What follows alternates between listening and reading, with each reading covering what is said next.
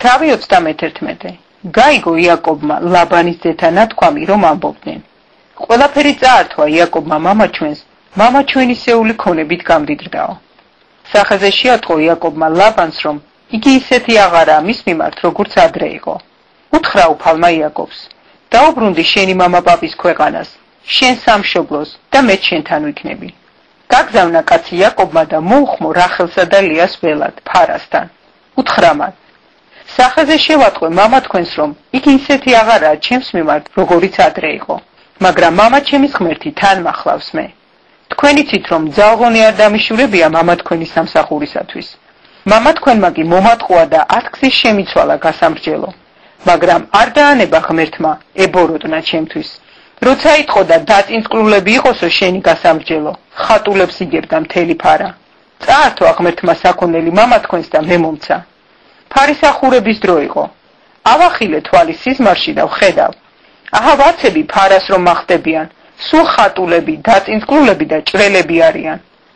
მითხრა ღვთისანგელოზმა სიზმარში: იაკობ, მიუგე, აქა ვარ. მითხრა: ახილე თვალი და შეხედე. ყველა ვაცი ფარას რომ მახდება ხატულაა, დაწინწკლულია და ჭრელია, რადგან ყველაფერს ვხედავ, რასაც ლაბანი გიკეთებს. მე ვარ ღმერთი ბეთელისა, სადაც შენ ზეთის ცხეს სვეტს, სადაც აღთქმა მომეცი. ახლა კი ადექი და გადი ამ ქვეყნიდან, დაუბრუნდი შენ სამშობლო ქვეყანას. მიუგეს რახელმა და ლიამ და უთხრეს: კიდევ გვიძევს რაიმე წილი და სამკვიდრო მამაჩვენის სახლში? განა უკვე უცხოები არა ვართ მისთვის, ხომ გაკვიდა და ჩვენი ვერცხლით შეჭამა.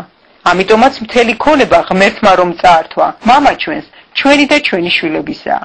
ახლა კი ისე მოიქეცი, როგორც ღმერთს უბრძანებია შენთვის. ადგა იაკობი და შესხა თავისი შვილები და ცოლები აქლემერზე.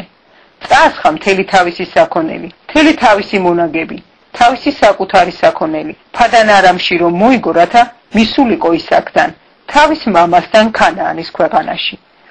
ლაბანი ცხვრის გასაპარსად იყო წასული და რახელმა მოიპარა კერბები, მამამის რომ ქონდა. იაკობმა გული მოჰპარა ლაბან არამელს, არ გაუმხილა რომ გარბოდა მისგან.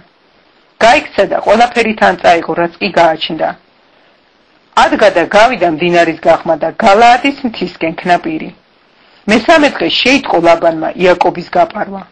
იახლა სახლი კაცები და სდია 7 დღის სავალზე, ვიდრე გალაადის მთასთან არ დაეწია.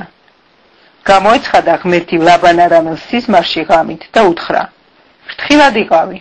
არც კარგი უთხრა იაკობს, არცავი. მიეწია ლაბანი იაკობს, როცა იაკობი კარავს შლიდა მთაზე.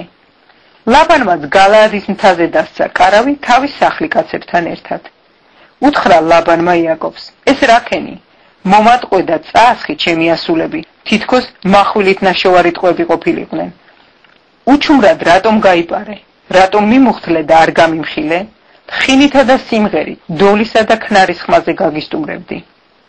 არ დამაცადე ჩემი ვაჟები და ასულები გადამეკოცნა, უგუნურად მოიქეცი.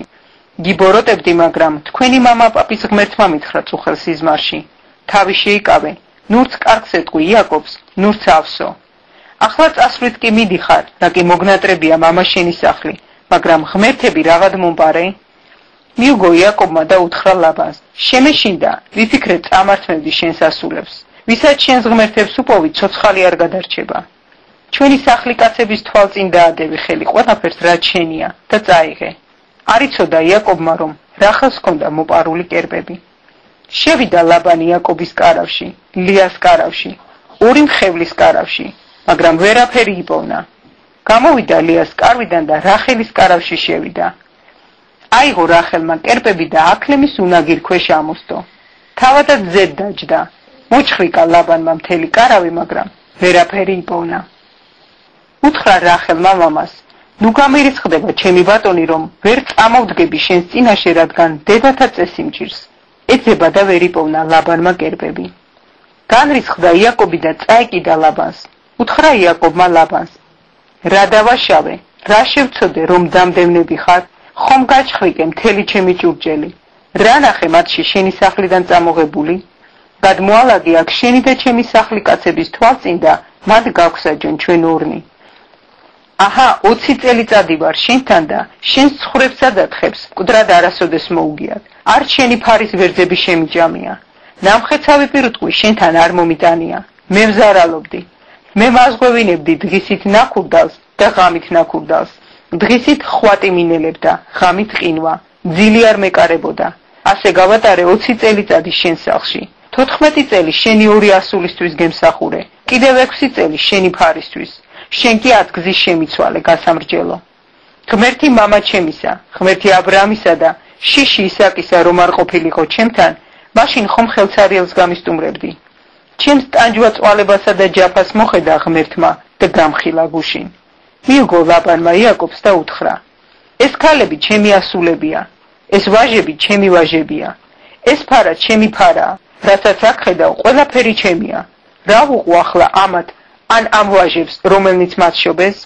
მოდი შევკრათ კავშირი მე და შენ და ეს იყოს მოწმე ჩემსა და შენ შორის აიღო იაკობმა ქვა და აღმართა სვეტად უთხრა იაკობმა თავის სახლი კაცებს მოაგროვეთ ქვები მათაც მოიტანეს ქვები და გორა დააყენეს ჭამეს იქ იმ გორაზე უწოდა მას ლაბანმა იეგარ საჰადუთა გორა მოწმობისა ხოლო იაკობმა უწოდა გალაადი გორა მოწმობისა თქვა ლაბანმა ეს გორა იყოს მოწმედ დღეს ჩვენ შორის ამიტომ ეწოდა სახელად გალაადი და მიცბა რადგან თქვა თვალყური გვადევნოს უფალმა როცა ერთმანეთს თვალით ვეღარ ნახავთო თუ დაჩაგრავ ჩემს ასულებს ან თუ სხვა ცოლებს დაისვა მათ გვერდით იცოდე რომც არავინ იყოს ჩემთან ღმერთია ჩვენი მოწმე უთხრა ლაბანმა იაკობს აჰა ეს გორა და ეს სვეტი რომელნიც აღმართე ჩვენ შორის მოწმე იყოს ეს გორა მოწმე იყოს ეს სვეტი რომ არც მე გადმოვლახავ შენსკენ ამ გორას და არც შენ გადმოლახავ ჩემსკენ ამ გორას და ამ სვეტს საბოროტოდ